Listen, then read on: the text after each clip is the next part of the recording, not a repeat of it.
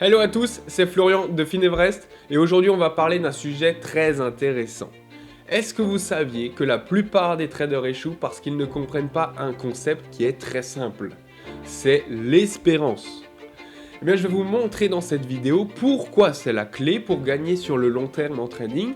On va d'abord définir ce que c'est l'espérance, ensuite je vais vous montrer la formule mathématique avec quelques exemples pratiques, quelles sont les erreurs à éviter et aussi les astuces pour améliorer votre système de trading.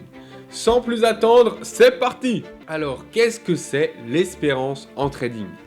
L'espérance, c'est simplement un calcul mathématique qui permet d'estimer combien vous pouvez espérer gagner ou perdre en moyenne par trade sur un système ou une stratégie donnée.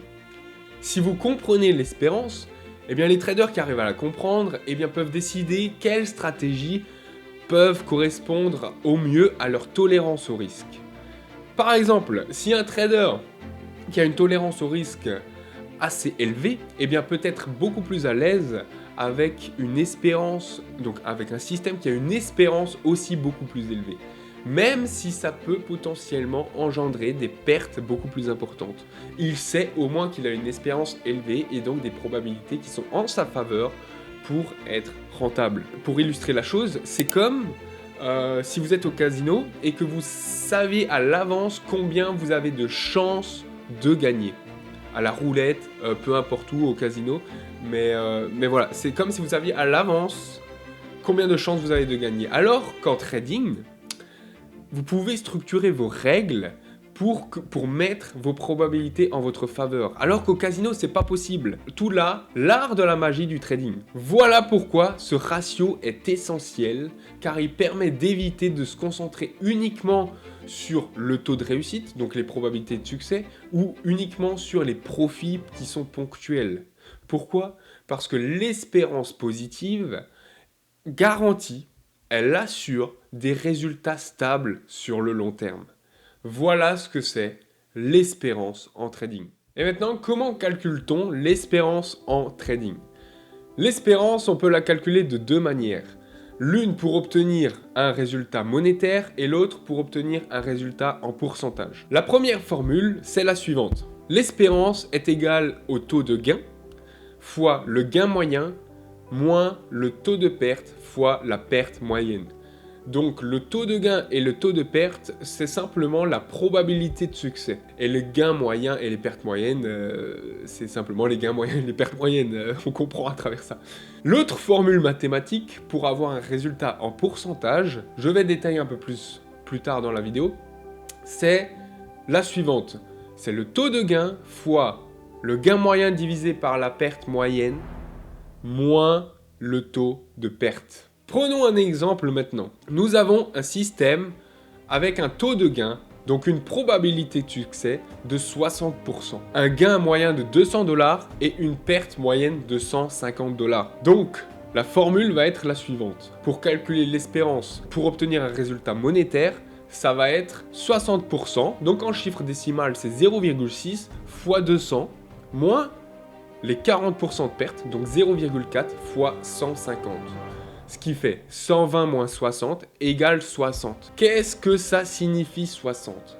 Eh bien 60, on peut l'interpréter de la manière suivante. Pour ce système-là, eh bien, chaque trade initié nous rapporte 60 $ en moyenne par trade, même en incluant les pertes. Voilà la magie de l'espérance. En sachant ça, on sait qu'on est rentable sur le long terme en suivant ce système, s'il a bien sûr assez de data, etc. etc.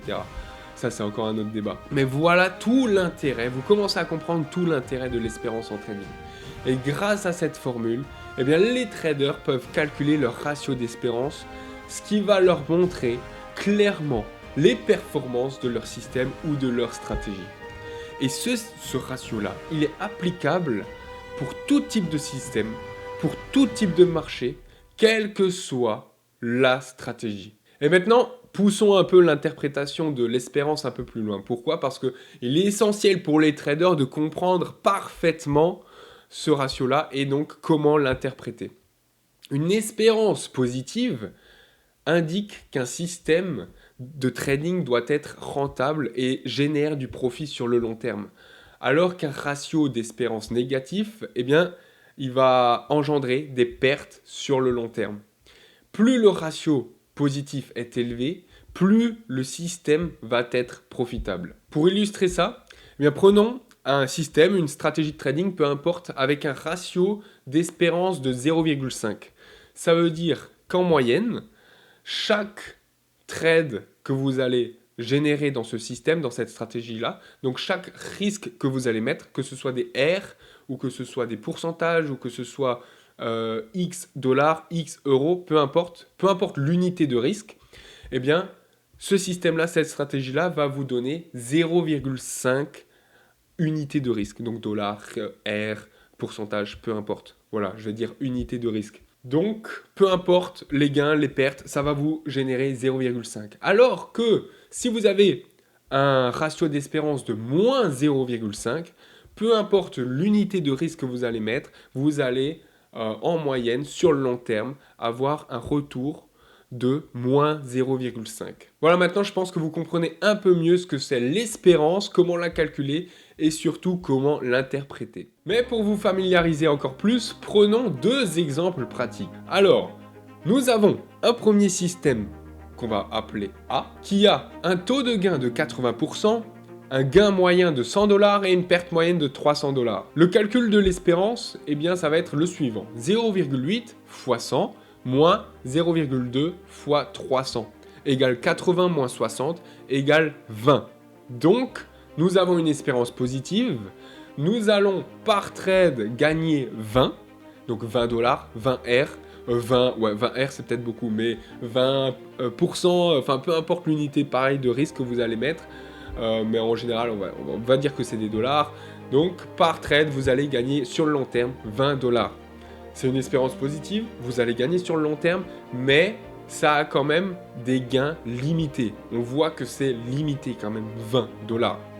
Alors que prenons par exemple un système B qui a un taux de gain de 40%, un gain moyen de 500 $ et des pertes moyennes de 100 $. Le calcul d'espérance va être le suivant, 0,4 fois 500 moins 0,6 fois 100 égale 200 moins 60 égale 140. Là, on voit que l'espérance est bien plus élevée malgré un taux de réussite plus bas. Donc, vous voyez très bien qu'à travers ces deux exemples, l'espérance ne dépend pas uniquement du taux de réussite, de la probabilité de succès, mais dépend énormément de l'équilibre entre les gains et les pertes. Et maintenant, on peut se demander pourquoi l'espérance, par-dessus tout, est crucial pour un trader. Eh bien simplement parce que ça a un lien énorme avec le long terme. Je vous ai prouvé A plus B juste avant dans la vidéo que même un système avec un faible taux de réussite peut être très rentable grâce à une espérance positive. Prenons un autre exemple, enfin plutôt deux autres exemples, d'un trader qui ne surveille pas son espérance. Nous avons un trader A avec un taux de gain de 90%, donc excellente probabilité de succès, mais des pertes importantes sur les 10% restants. Eh bien, l'espérance va tendre vers le négatif. L'espérance ne va pas être très importante, ne va pas être très élevée. Alors, prenons le trader B, qui a un taux de gain de 40%, mais qui laisse courir ses profits, ou alors qui gagne beaucoup plus sur les 40% et perd beaucoup moins sur les 60%. Eh bien, son espérance, elle va tendre beaucoup plus vers une espérance importante, donc vers le positif. Et ce trader B sera beaucoup plus rentable que le trader A.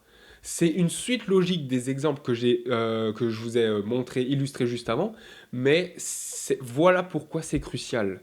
Et donc ça veut dire quoi? Ça veut dire qu'il y a une importance énorme de suivre ces statistiques. Et les statistiques vont nous mener à un impact psychologique. Et pourquoi ça va avoir un impact psychologique? Parce que le trading, avant tout, ne se résume pas uniquement à des chiffres, à des graphiques, à l'économie, à faire joujou, à cliquer sur son ordinateur. Mais ça demande et ça nécessite également une force psychologique nécessaire pour s'aventurer dans les montagnes russes émotionnelles que sont les marchés financiers. Et c'est là que le ratio d'espérance de gain offre un avantage inattendu, mais crucial. Et en comprenant le résultat attendu de votre système, eh bien, vous, en tant que trader, vous allez avoir un ancrage psychologique pendant les périodes de perte. Parce que dans le monde du trading, je pense que vous le saviez très bien maintenant, les pertes sont une partie inévitable du parcours d'un trader. Alors que si vous saviez que votre système, à long terme, génère du profit, eh bien, ça va vous aider mentalement à rester discipliné face à l'adversité. Donc, face à tous les obstacles que vous pouvez rencontrer. Et donc, surtout, je pense surtout, face aux périodes noires, donc face aux pertes, aux séries de pertes. Et donc, prendre conscience de votre espérance peut vous aider à rester discipliné contre les décisions impulsives, qui, elles, sont motivées par la peur et la cupidité. Elle permet également l'espérance, donc elle permet aux traders de garder le contrôle de leurs émotions et de s'en tenir à leur plan de trading qui a été soigneusement élaboré au préalable, même lorsque les conditions de marché deviennent beaucoup plus difficiles. Et donc, pour finir, pour même caricaturer la chose, le ratio d'espérance de gain peut même être votre bouée de sauvetage psychologique qui va vous permettre, en tant que trader, de rester concentré sur votre situation, sur donc la situation dans son ensemble, et pas uniquement sur un aspect clé, sur une statistique clé, mais sur l'ensemble de votre système. Voilà pourquoi le ratio d'espérance est crucial en trading. Maintenant, on peut se demander, qu'est-ce que c'est une bonne espérance en trading?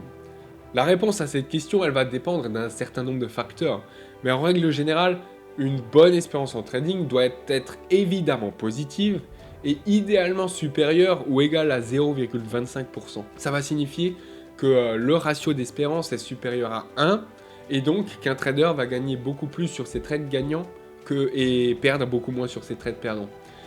Mais il n'existe pas de règles officielles claires, carrées, en ce qui concerne une bonne espérance en trading. Par contre, de nombreux traders considèrent que les ratios supérieurs à 0,25% sont considérés comme bons et ceux inférieurs à 0,2% considérés comme mauvais.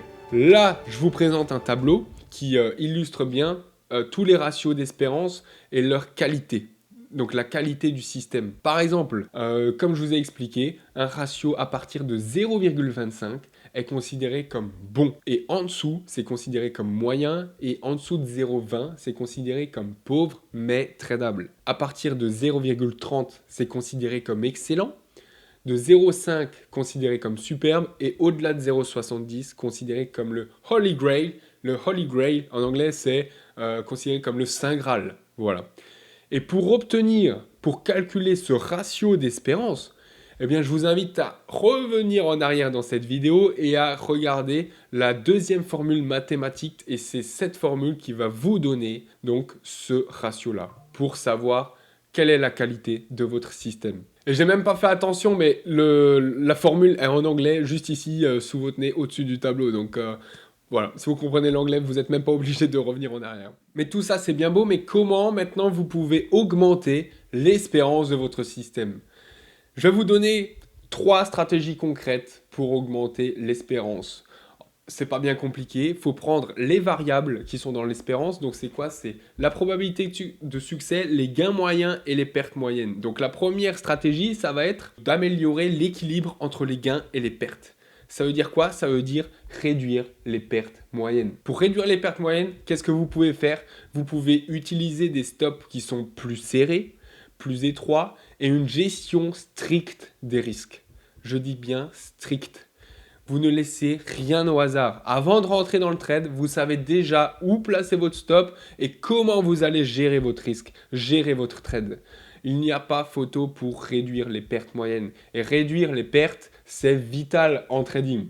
Donc, c'est méga important. La deuxième stratégie va être d'augmenter les gains moyens. Comme ça dépend, comme je l'ai dit avant, de cet équilibre entre les gains et les pertes, augmenter les gains moyens. Ça va vous faire augmenter votre espérance. Comment on augmente les gains moyens? Simplement en apprenant à laisser courir les trades gagnants au lieu de les sortir trop tôt. Facile à dire, beaucoup plus dur à faire. Après, c'est également aussi en laissant courir qu'on redonne de l'argent au marché parce que le trade revient à notre prix d'entrée. Il faut trouver un juste milieu. Et ça, c'est en backtestant, en testant votre système. Il n'y a pas de solution exacte. Ce n'est pas une science, les marchés financiers, c'est un art. Donc, c'est à vous de voir, c'est à vous de voir, à vous de travailler ça, à vous de travailler dans votre système pour essayer d'augmenter vos gains moyens. La dernière stratégie, donc la troisième, ça va être on va prendre la dernière variable dans la formule de l'espérance, et bien c'est la probabilité de succès. Il faut améliorer le taux de gain. Comment on améliore la probabilité de succès? Eh bien éviter les trades à faible probabilité grâce à, je sais pas, une meilleure analyse fondamentale, technique, à une meilleure patience, à une meilleure discipline, à un meilleur système beaucoup plus poussé, très approfondi, très carré, très strict. À vous d'améliorer le taux de gain. Maintenant, je vous ai donné 3 stratégies, mais ça ne sert à rien d'améliorer les 3 en même temps. Il faut avoir une priorisation. Donc, comme je l'ai dit, ça ne sert à rien d'améliorer les 3 en même temps, mais concentrez-vous sur une seule, une après l'autre. Prenez la plus simple, selon vous, qui est à améliorer, donc en fonction de votre système, et améliorez-la. Améliorez-la. Si pour vous c'est plus simple de gagner plus, alors améliorez vos gains moyens. Si pour vous c'est plus simple de limiter vos pertes parce que vous tiltez, vous perdez beaucoup plus que ce que vous perdez normalement de base, concentrez-vous sur les pertes. Vous allez considérablement améliorer vos pertes moyennes, donc les réduire. Donc voilà, ça sert à rien de vous concentrer sur les 3 en même temps, étape par étape, une après l'autre. Et l'espérance, elle va monter petit à petit. Voilà comment améliorer l'espérance pour votre système de trading. Maintenant, parlons des erreurs courantes qui sont à éviter à tout prix. La première erreur, ça va être de confondre la probabilité de succès et l'espérance. Pourquoi? Parce que, je l'ai dit un peu avant, viser un taux de réussite élevé eh bien, peut parfois réduire la rentabilité globale à long terme. Je reprends l'exemple d'avant. Un trader avec 90% de trades gagnants, donc de probabilité de succès, eh bien, peut avoir des pertes énormes sur les 10% restants. Et donc, ça va engendrer une espérance négative. Donc ce trader ne sera pas rentable. Pourtant, il a une espérance, une probabilité de succès excellente. Excellente, 90%, c'est excellent.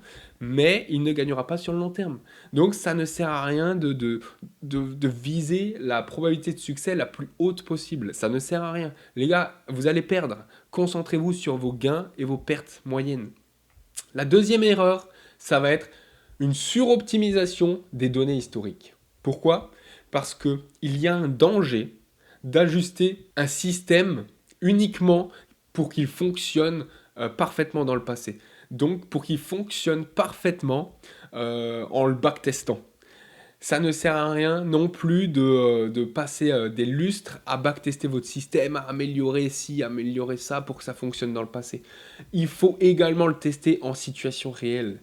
Donc faire un forward testing. La troisième erreur, la dernière, ça va être d'ignorer l'espérance dans le suivi de vos performances. Si vous ne surveillez pas l'espérance, eh bien ça peut entraîner de mauvaises décisions à long terme. Voilà pourquoi il ne faut pas ignorer l'espérance dans vos statistiques, dans le suivi de vos performances. C'est primordial. Quant à maintenant, je me suis dit qu'il pouvait être judicieux de parler de l'espérance dans le système Finevrest, donc dans le système que j'ai créé et que je vous partage de temps en temps. Si l'on prend mon equity curve, donc ma courbe de performance depuis le début de l'année, voici à quoi elle ressemble.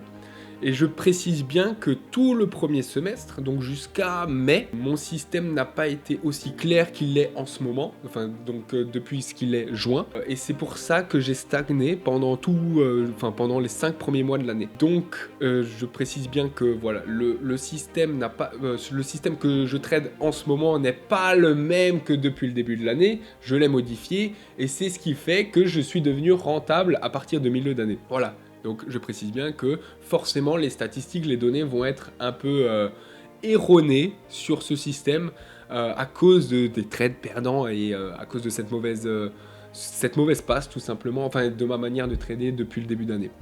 Mais il peut être quand même judicieux de vous partager ça parce que il faut être transparent, donc il n'y a aucun problème, j'ai aucun problème à vous partager ça. Donc je vous montre mon equity curve et si l'on prend et l'on calcule l'espérance depuis le début d'année, ça nous donne une espérance de 0,21. Donc c'est moyen. Évidemment que c'est moyen au vu des 5 premiers mois, c'est quasiment la moitié de l'année, c'est normal que c'est moyen. Mais on voit bien que malgré une espérance moyenne, on peut être très largement profitable. Vous voyez que j'ai fait 50 R. Si vous faites 50 R par année, les gars, vous n'avez plus besoin de travailler dans votre vie. Hein. Il suffit simplement de vous battre un petit peu au début pour avoir du capital avec lequel trader. Et une fois que vous avez du capital, vous faites 50 R par an, c'est bon. Vous vivez du trading, il n'y a aucun problème. Donc voilà, malgré une espérance moyenne, vous voyez que il est malgré tout possible de faire de superbes plus-values. Maintenant, comme je vous ai dit que comme ces données-là sont un peu erronées à cause de ma manière de trader depuis le début d'année, prenons cette courbe à partir du moment où j'ai appliqué mon système Finevrest, le vrai, l'officiel. Donc à partir du mois de mai. Et ça nous donne cette equity curve, cette courbe de performance. Et cette courbe de performance, on voit bien que je fais 50 R plus ou moins rapidement, mais je suis en train de stagner à cause d'une petite série, enfin petite, elle a été très grosse, c'était tout le mois d'octobre, je vous invite à regarder ma vidéo de mes performances sur le mois d'octobre, qui a été horrible, mais ça fait partie du jeu. Et en un trade, à la fin, vous voyez bien que j'ai rattrapé la moitié de mes séries perdantes. Je crois que j'ai eu 16 trades perdants et que des BE. Aucun trade gagnant, c'était hallucinant. Mais en un seul trade, en un gros trade, j'ai rattrapé la moitié de 16 trades perdants. Ça vous prouve une gestion des trades perdants excellente. Excellente. Sans me vanter, c'est excellent. J'ai mis 5 ans à réussir à atteindre ce niveau. Je touche du bois pour continuer, mais voilà. Et donc, si l'on calcule, je vous épargne ma probabilité de succès, mon payoff ratio, mon profit factor, etc. Voilà, on parle d'espérance. Si vous voulez tout savoir, je vous invite à suivre mes séries de vidéos sur mes performances mensuelles. Mais là, on parle d'espérance. Et donc, l'espérance, depuis que je trade, donc mon espérance, pardon, de cette année 2024 sur mes performances concernant mon système Finevrest, le vrai, l'officiel, eh bien, elle est de 0,42. 0,42, c'est excellent. Et encore, c'est une espérance calculée sur une période assez courte, avec une centaine de trades. Donc, c'est pas encore très significatif. Mais malgré tout, c'est excellent. Et je l'ai testé évidemment sur les années précédentes. Enfin, j'ai plutôt testé mon système sur les années précédentes et donc calculé mon espérance sur les années précédentes. Et elle est même un peu plus supérieure. Mais ça sert à rien que je vous partage ça sur les années précédentes parce que, comme je vous ai dit, ça ne sert à rien de faire l'erreur de se concentrer sur les données passées, mais il faut les tester sur les données présentes. Et là, c'est du présent. C'est des trades réels que j'ai pris sur l'année 2024. Voilà, ça parle tout seul d'eux-mêmes. Les chiffres parlent d'eux-mêmes. Ça ne sert à rien de plus expliquer, de plus épiloguer. Donc voilà ce qui est pour l'espérance du système Finevrest. Pour conclure, l'espérance est l'un des outils les plus puissants en trading pour évaluer et optimiser votre système. Elle vous permet de savoir si en moyenne votre système est gagnant ou perdant et de comprendre surtout les dynamiques entre les taux de gain, les gains moyens et les pertes moyennes. Et pour rappeler les 3 éléments importants, le premier, il va être de calculer régulièrement l'espérance de votre système. Avec un fichier Excel ou avec un logiciel de tracking, de journal de trading, peu importe. Mais calculez régulièrement votre espérance de trading de votre système. Le deuxième va être de viser une espérance positive pour être rentable à long terme. Logique. Et le dernier, ça va être de savoir qu'un taux de réussite élevé ne garantit pas la rentabilité. Je l'ai assez bien expliqué au préalable, mais il faut l'avoir en tête. Maintenant, le trading est un jeu de probabilité. Et l'espérance vous aide à jouer avec un avantage concurrentiel. En comprenant et en optimisant ce concept, vous vous rapprochez de plus en plus vers vos objectifs financiers. Maintenant, c'est à vous de jouer. Prenez le temps d'analyser votre propre système de trading tranquillement, clairement. Et si vous avez des questions, des doutes, n'hésitez pas à me les écrire en commentaire. Je serai ravi de vous y répondre. Je les lirai absolument tous. Je vous invite à me suivre dans cette aventure où je vous partage mes stratégies, mes réussites, mes échecs, mes doutes, mes apprentissages, tout pour devenir un trader rentable sur la durée et inspirer une communauté. Rejoignez-moi en vous abonnant massivement sur la chaîne, en cliquant sur la cloche, en likant cette vidéo et toutes mes autres vidéos, en la partageant pour ne rien manquer. Sur ce, je vous souhaite une très bonne journée, à très bientôt, bon trading à tous, ciao! 9 to 5 ain't his game, it's the stock market flow. Tickers on his mind, watching those numbers grow. Buy low, sell high, that's the name of the game. Florian's in the zone, he ain't playing for fame. Florian's on the rise, trading